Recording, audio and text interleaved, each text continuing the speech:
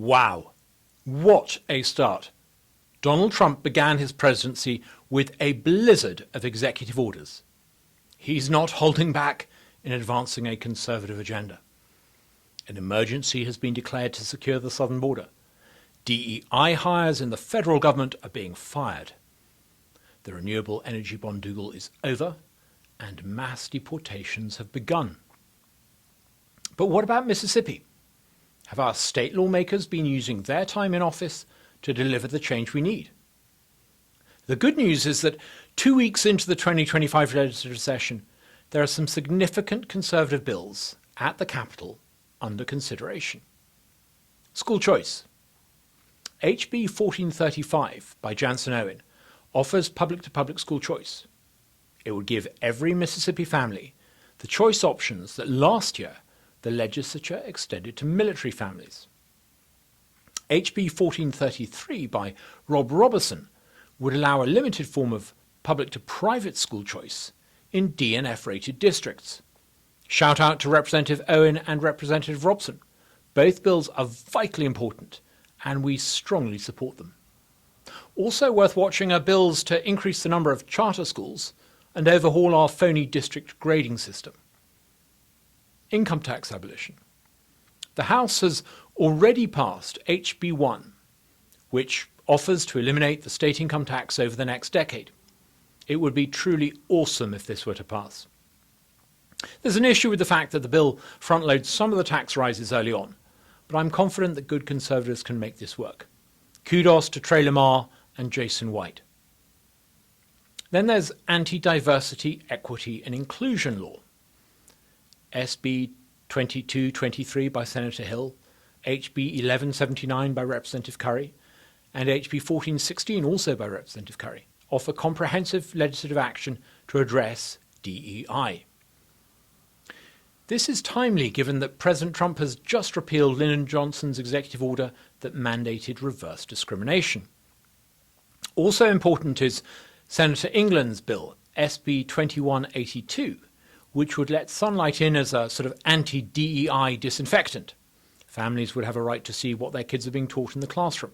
So 3 cheers to Senators Hill, Representative Curry and Senator England. Then there's the ballot initiative. There's also a bill in the Senate, SB 2572, sponsored by Senator Boyd, to restore the ballot initiative. Well done, Senator Boyd. If you can make this happen, you'll be a hero to many.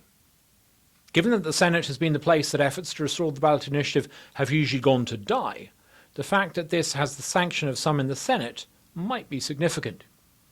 There's also a superb bill to reform Certificate of Need laws, HB 922 by Representative Zuber and Representative Creekmore.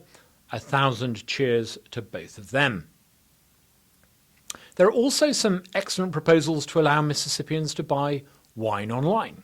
Frankly, it's ridiculous that we can't already. Great, you might think. Will any of this actually happen? There are all these excellent conservative proposals, but we've been here before. Will our lawmakers make any of this reality?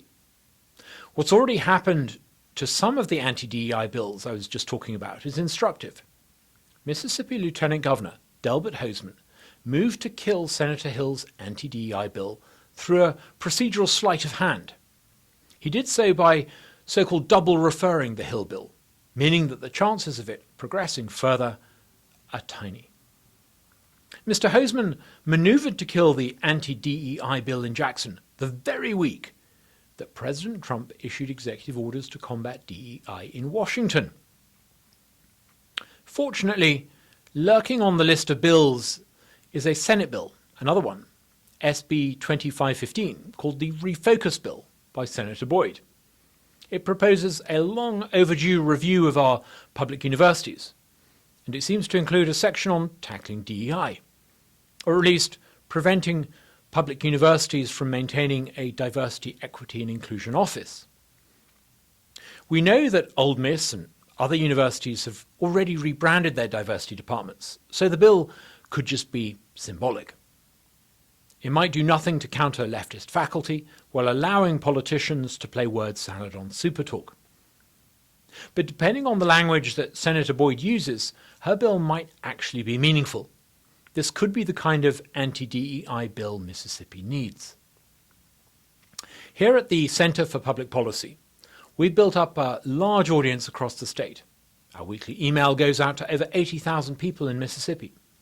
Over the past week, more than 10 million viewers across America and beyond saw our digital output. As the House and Senate consider these conservative proposals in the weeks ahead, we'll be sure to let you know who, like President Trump, has been actively on your side and who continues to frustrate conservative reform.